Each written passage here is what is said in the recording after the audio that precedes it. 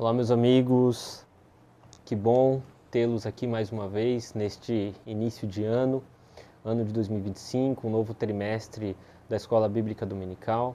E o meu objetivo é estar com vocês comentando, fazendo comentários rápidos, objetivos, sobre as lições bíblicas da Escola Bíblica Dominical deste primeiro trimestre do ano de 2025.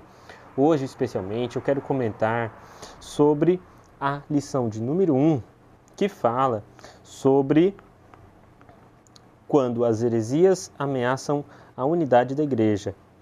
Antes, é bom ressaltar que nesta revista deste primeiro trimestre nós falaremos sobre defesa da fé cristã. Essa aqui é a revista dos adultos deste primeiro trimestre do ano 2025.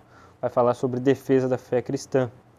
A fé cristã, ela está sendo atacada, e isso é desde o início. Desde o início Jesus foi atacado, os seus ensinamentos foram atacados e continuam sendo atacados. Às vezes o ataque não é tão aparente, tão visível, mas o ataque existe. Ele existe às vezes de uma forma camuflada. E aí a gente lembra que são várias as estratégias dos inimigos para atacar o Evangelho, para atacar a doutrina bíblica. Por isso que nós cristãos devemos estar atentos a essas estratégias e, sobretudo, estarmos sempre estudando a palavra de Deus. E neste trimestre é uma excelente oportunidade para isso, para a gente refletir sobre esses ataques que vêm de várias formas e também a gente estar preparados para esses ataques, para que a gente não venha sofrer perdas por causa desses ataques. E hoje a lição de número 1, que é do dia 5 de janeiro de 2025, vai falar sobre quando as heresias ameaçam a unidade da igreja. O texto bíblico mencionado aqui, está em Judas, no capítulo, Judas 3. Judas é um livro da Bíblia que não tem capítulo, Está escrito o seguinte: Amados, procurando eu escrever-vos com toda a diligência acerca da comum salvação, tive por necessidade escrever-vos e exortar-vos a batalhar pela fé que uma vez foi dada aos santos. A verdade prática desta lição é: heresias são crenças e práticas contrárias ao pensamento bíblico que distorcem os pontos principais da doutrina bíblica. Então, como vocês já podem perceber, nós vamos falar hoje especificamente sobre heresias e a consequência, ou uma das principais consequências das heresias, que consistem na divisão da igreja, que visa abalar a unidade da igreja. Os textos bíblicos que são trazidos aqui para a leitura bíblica em classe estão em Atos 20, 28, 29, 30 e 31, 1 Pedro 3, 1 Pedro 3, daí do 15 até o 16, e 2 Pedro 2, do 1 ao 3. O primeiro texto bíblico, que está em Atos, no capítulo 20, versículos 28 ao 31, são palavras de Paulo, do apóstolo Paulo, para os anciãos de Éfeso. Olha só o que ele fala: Olhai, pois, por vós e por todo o rebanho sobre o Espírito Santo, sobre que o Espírito Santo vos constituiu bispos, para apacentardes a igreja de Deus, que ele resgatou com seu próprio sangue. Porque eu sei isto, que depois da minha partida entrarão no meio de vós lobos cruéis, que não perdoarão o rebanho, e que dentre vós mesmos se levantarão homens que falarão coisas perversas para atraírem os discípulos após si. Portanto, vigiai, lembrando-vos de que, durante 3 anos, não cessei noite e dia de admoestar com lágrimas a cada um de vós.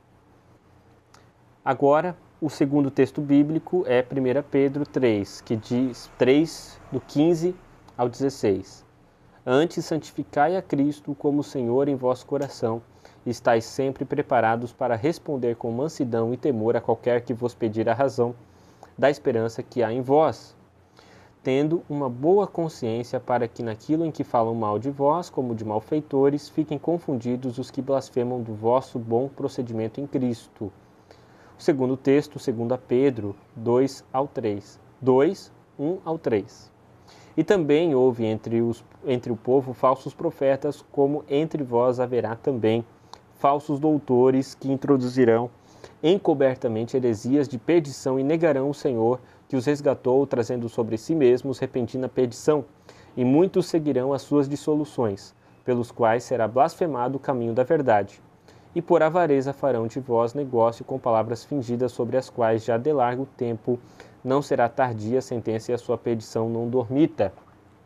Então são textos bíblicos que falam sobre heresias, que falam sobre ciladas, estratégias para confundir, para dividir a igreja do Senhor Jesus.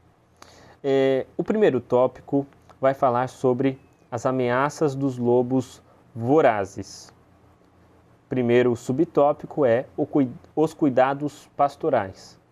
Aqui então ele vai destacar o primeiro texto bíblico que nós lemos, que está em Atos, no capítulo 20, do 28 até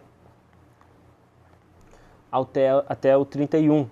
Essas palavras aqui, como eu já disse anteriormente, são palavras do apóstolo Paulo. Ele estava lá perante os anciãos de Éfeso, estava ensinando-os, dando algumas recomendações para esses anciãos, porque esses anciãos que ficariam ali encarregados de apacentar o povo, a igreja do Senhor Jesus, e aí Paulo já alerta esses bispos, esses anciãos, sobre a vinda de lobos com o objetivo de despregar, né, de distorcer tudo o que já tinha sido ensinado.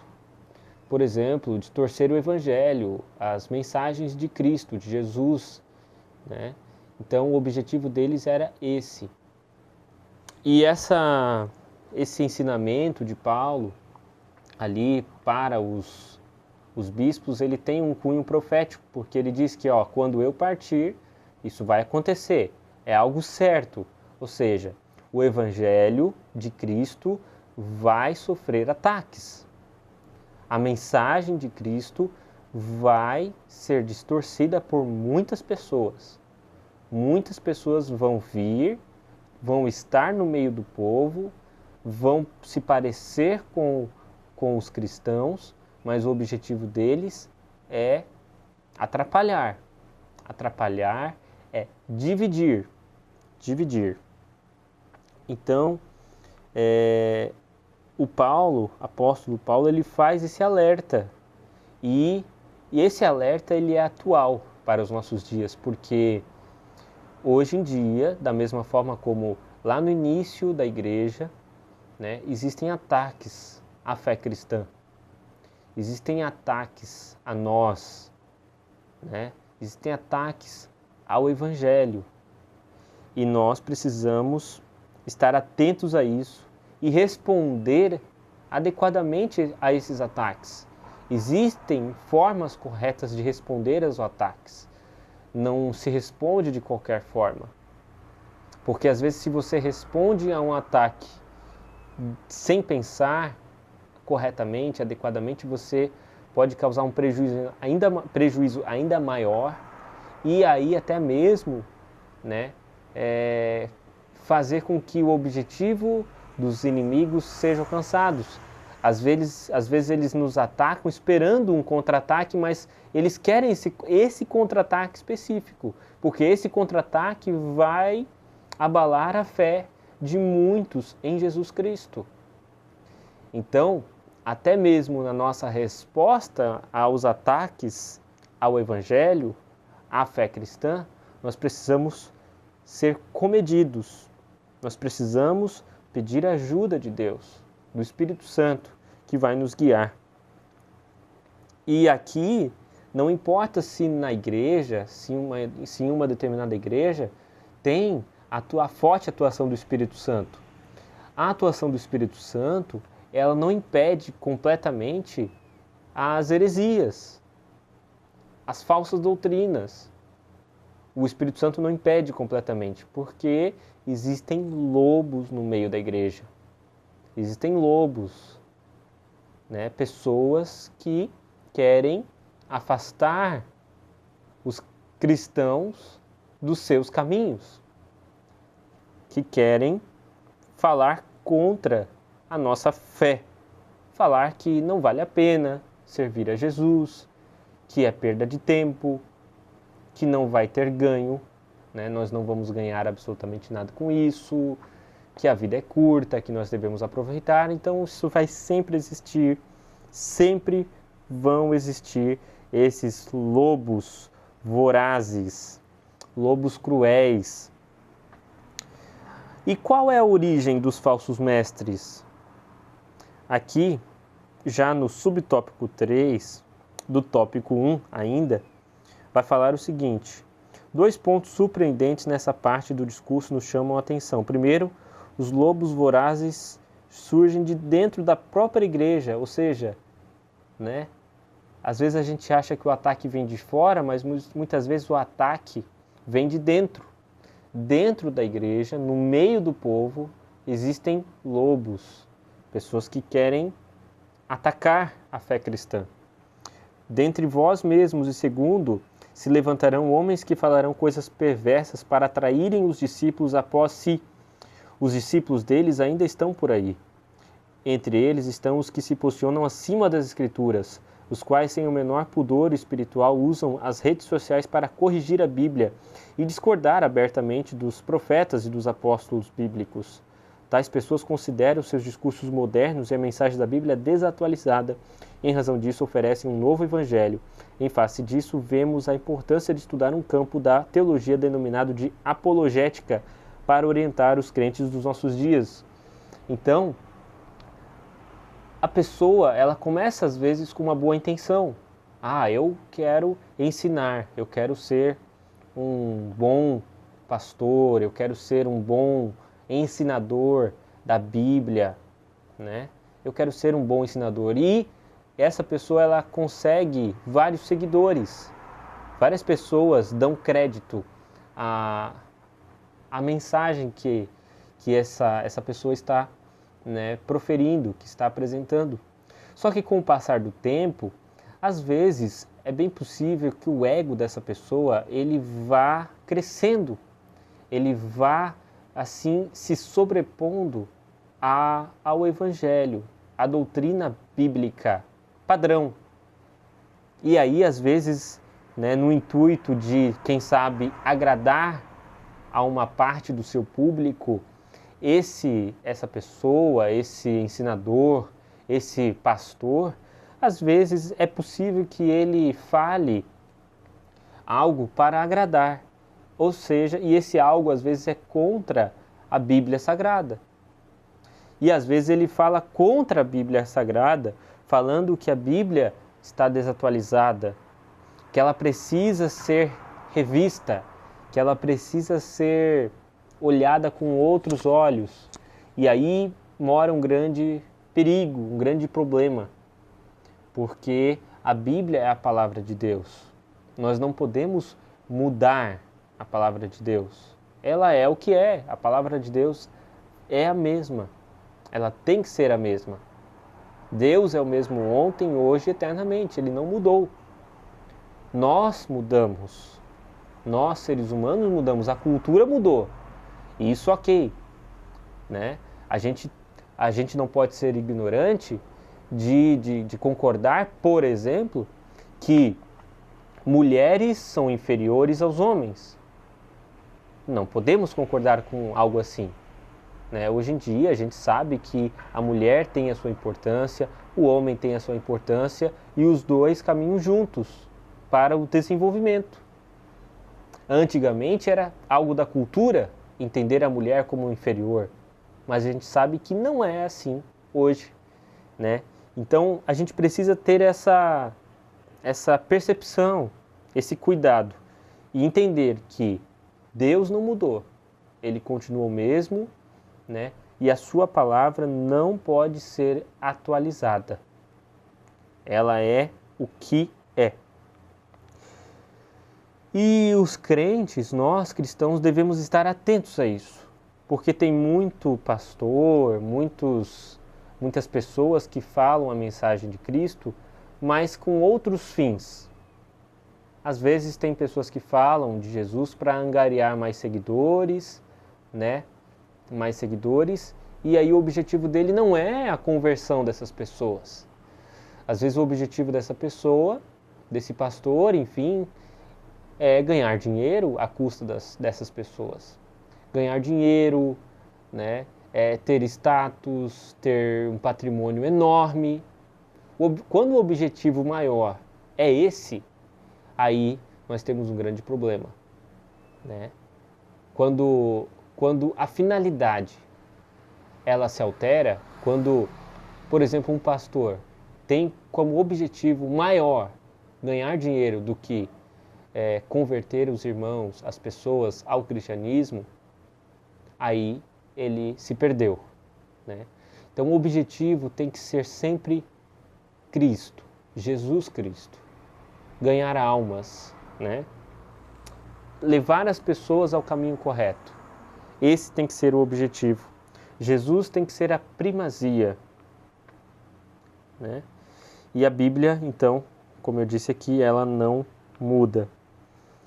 Os crentes precisam, nós precisamos, né, estar atentos a isso e para que a gente não seja enganado. E o que é apologética? Apologética, né, aqui já entrando no tópico 2, é a defesa lógica e racional da fé cristã e de suas práticas doutrinárias. Eu disse anteriormente que você não pode contra-atacar de qualquer forma. O evangelho, ele sofre ataques, a fé cristã sofre ataques. Mas como que eu vou me defender? Como que eu vou defender a fé cristã? Com outro ataque da mesma forma? Eu vou dar um exemplo bem assim extremo, mas acho que daí vai ficar bem claro, né? Uma pessoa mata um cristão. Mata. Qual é a resposta dos cristãos diante disso? É matar aquele que matou? Olho por olho, dente por dente? Né? Qual é a resposta? Será que se a gente tivesse essa atitude, a gente estaria respeitando o que Jesus disse sobre dar o outro lado da face diante de uma agressão? Então a gente precisa ter cuidado com o contra-ataque, porque existem as formas corretas de contra-atacar, né?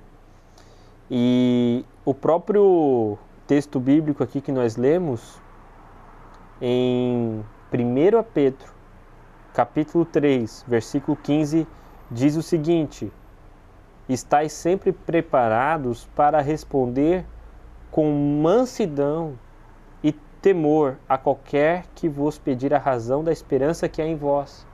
Ou seja, nós não podemos contra-atacar ou explicar a razão da nossa fé de uma maneira bruta, de uma maneira violenta, de uma maneira radical. Nós precisamos defender a nossa fé, explicar a razão da nossa fé com calma, com tranquilidade. Com tranquilidade, porque é o Espírito Santo que convence o homem do pecado, da justiça e do juízo. Não somos nós que vamos convencer. O que nos cabe é explicar a razão da nossa fé, é defender a nossa fé de uma maneira tranquila, de uma maneira mansa. Essa palavra aqui é importantíssima. Falta às vezes mansidão para os cristãos. Às vezes não, muitas vezes. Mansidão está em falta nos nossos dias. Os cristãos precisam ser mansos em tudo na vida e, sobretudo, quando forem explicar a razão da sua fé em Jesus Cristo, quando forem responder aos ataques. Não pode ser um ataque radical, um ataque bruto. Tem que ser um ataque razoável, um contra-ataque prudente, pacífico, manso. E aí entra a apologética. Apologética é um nome bonito, né? E o que é? É a defesa lógica e racional da fé cristã. O termo vem do substantivo grego apologia, que literalmente significa defesa, resposta. O termo grego traduzido por responder, em preparados para responder com mansidão, em 1 Pedro 3,15 é apologia. Numa tradução literal, é sempre preparados para uma defesa. A nova versão bíblica, a versão bíblica chamada de nova versão transformadora, emprega o verbo explicar. Explicar é um verbo muito adequado para isso, né? A apologética mostra que o cristianismo é racional. Os dados da revelação podem ser explicados de uma maneira metódica e sistemática, portanto aceitável. Jesus disse que devemos amar a Deus de todo o nosso coração, de todo o nosso entendimento. Isso ensina que devemos amar a Deus por completo, com o corpo, as emoções e o intelecto. Ou seja, nosso intelecto, as nossas emoções precisam ser comedidas. E assim a gente vai estar, apresentando, a gente vai estar provando que realmente ama a Deus. E a que defesa Pedro se refere? Porque Pedro fala sobre defender a fé. Mas como é que é isso? Há quem argumente que essa defesa seja uma resposta a uma acusação, visto que essa mesma palavra, apologia, aparece nesse sentido no Novo Testamento, como defesa de uma acusação, tanto formal como informal. O versículo 16 fala do bom testemunho cristão que serve para provar a inconsistência das acusações contra os crentes. Mas não parece ser esse o caso, porque defesa, resposta, explicação nessa passagem é sobre a razão da fé dos cristãos. E isso diz respeito à doutrina cristã. Ainda que Pedro esteja se referindo à resposta a uma acusação formal no ambiente hostil, não deixa de ser uma oportunidade para a defesa da fé cristã, como aconteceu com o apóstolo Paulo diante de Festo e de Agripa. Então, defesa ou explicação, o intuito é o mesmo. Tanto na defesa quanto na explicação, o intuito deve ser o mesmo, qual seja, explicar de maneira prudente a fé cristã, né? Então, às vezes, nós estaremos diante de acusações formais. Olha, o cristianismo não é bom. O cristianismo precisa ser extinguido. Os cristãos, eles não podem existir. Isso é uma acusação formal, né? Um ataque direto. Mas existem ataques que são velados. Existem, às vezes não são ataques, às vezes são comentários, né? Que não podem ser considerados ataques, mas que exigem uma explicação. Às vezes é uma dúvida. Olha, né? Eu posso ser salvo sem acreditar em Jesus, só fazendo as obras? Às vezes não às vezes não é um ataque, às vezes é uma dúvida de uma pessoa. Eu posso ser salvo se eu for bonzinho, se eu fizer o bem ao meu próximo, então eu posso, né? Então veja que não há um ataque aí por parte dessa pessoa, e sim um desconhecimento, né? E sim uma ignorância. E aí, nessa situação, não se exige uma defesa, mas sim uma explicação da fé cristã, do porquê que, para ser salvo, precisamos acreditar em Jesus Cristo, né? No Evangelho. E por que devemos combater as heresias? Para a defesa própria. Os cristãos devem estar informados daquilo que os vários grupos ensinam e saber a forma de refutá-los biblicamente, para ajudar os outros na compreensão da própria fé. Então, às vezes são ataques, mas às vezes são dúvidas, questionamentos. E aí o cristão ele precisa estar amparado biblicamente nessa resposta. ele não pode dar qualquer resposta, ele não pode apresentar qualquer tipo de defesa da fé cristã. Ele só vai dar uma resposta adequada, ele só vai fazer uma defesa adequada da fé cristã se ele estiver amparado pelos textos bíblicos. E também, sobretudo, pelo Espírito Santo junto com ele. Porque às vezes não adianta nada, na verdade, não é às vezes, não adianta nada, né, a pessoa só ter o conhecimento bíblico e não ter um relacionamento com Deus, não ter a presença do Espírito Santo na sua vida. Né? Aí que ela não vai ter a inspiração necessária para explicar, para defender a sua fé cristã. E o que são heresias? Heresias, né, a palavra aireses no Novo Testamento grego é traduzida como seita. E heresias. É verdade que o cristianismo foi também chamado de seita, mas por não cristãos, pessoas que não conheciam as verdades do Evangelho de Cristo e que se opunham a ele. A palavra seita é usada para designar as religiões heterodoxas. É um termo já desgastado, trazendo em si muitas vezes um tom pejorativo, por isso devemos saber quando aplicá-lo. Aireses no Novo Testamento, esse vocábulo aparece com o sentido de partido, espírito sectário e nem sempre representa uma ruptura com o sistema convencional de determinada comunidade. Os saduceus e os fariseus eram seitas que formavam facções dentro do próprio judaísmo.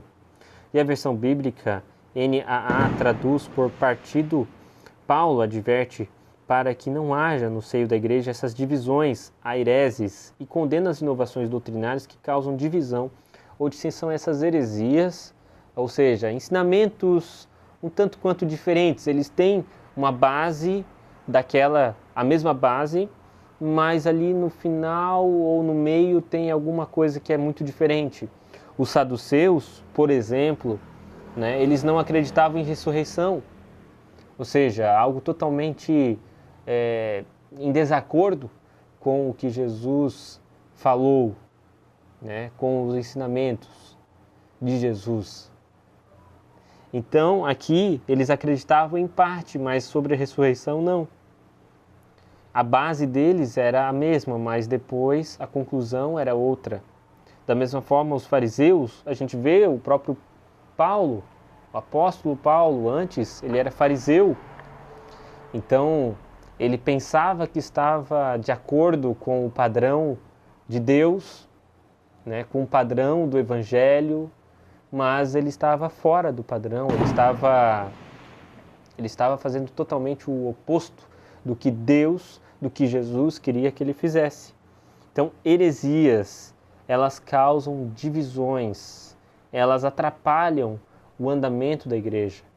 As heresias, essas divisões, elas atrapalham a unidade da igreja e, consequentemente, né, a expansão do Evangelho de Cristo. A dispersão, ela então é algo negativo. Então, heresias de perdição. É nessa passagem que a heresia apresenta o sentido de erro doutrinário como a heresia, propriamente dita no campo teológico, que nós conhecemos hoje. As heresias distorcem os pontos principais da doutrina cristã no que diz respeito a Deus, Trindade, o Senhor Jesus Cristo e o Espírito Santo, ao ser humano, natureza, pecado, salvação, origem e destino, aos anjos, à igreja e às escrituras sagradas. O mais grave erro é quando diz respeito à divindade, interfere na salvação, pois não existe salvação sem Jesus. Então, a maior heresia de todas é falar que é possível a salvação sem Jesus.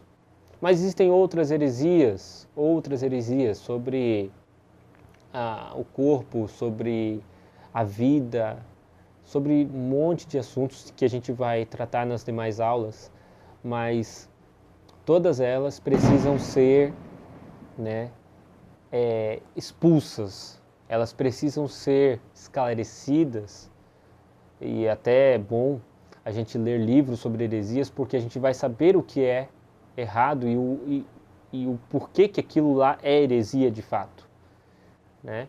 Mas a principal delas é quando quer tirar o foco de Jesus, quando falas que é possível a salvação sem Jesus. Essa é a maior de todas as heresias. A conclusão é: os apóstolos responderam aos opositores da fé cristã e lançaram a base da nossa teologia. Todos os escritos do Novo Testamento mostram essa luta acirrada contra as falsas doutrinas.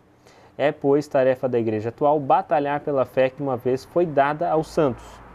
Finalizamos com a seguinte pergunta para reflexão: estamos a fazer pela verdade o que esses agentes da heresia fazem pela mentira? Então, é muito interessante isso aqui, porque existem pessoas que trabalham diuturnamente para criar heresias, para criar a divisão na igreja. E eles trabalham com afinco, eles se esforçam para isso. Será que nós cristãos estamos nos esforçando para explicar a razão da nossa fé, para explicar o porquê que as heresias, porquê que alguns ensinamentos são totalmente equivocados? Nós precisamos nos esforçar para isso. E como que a gente vai fazer isso? Primeiramente, com a ajuda do Espírito Santo, com a ajuda de Deus e, em segundo lugar, aprendendo cada vez mais, né, a sua palavra, os seus ensinamentos, lendo cada vez mais a Bíblia, estudando, se dedicando. Tá bom, meus queridos? Foi um prazer estar com vocês em mais uma aula, neste início de trimestre do ano de 2025. Espero que você continue conosco neste canal. E se você não é inscrito, se inscreva, curta, compartilhe, né? Eu desejo que você seja abençoado por Deus. Um grande abraço, até mais.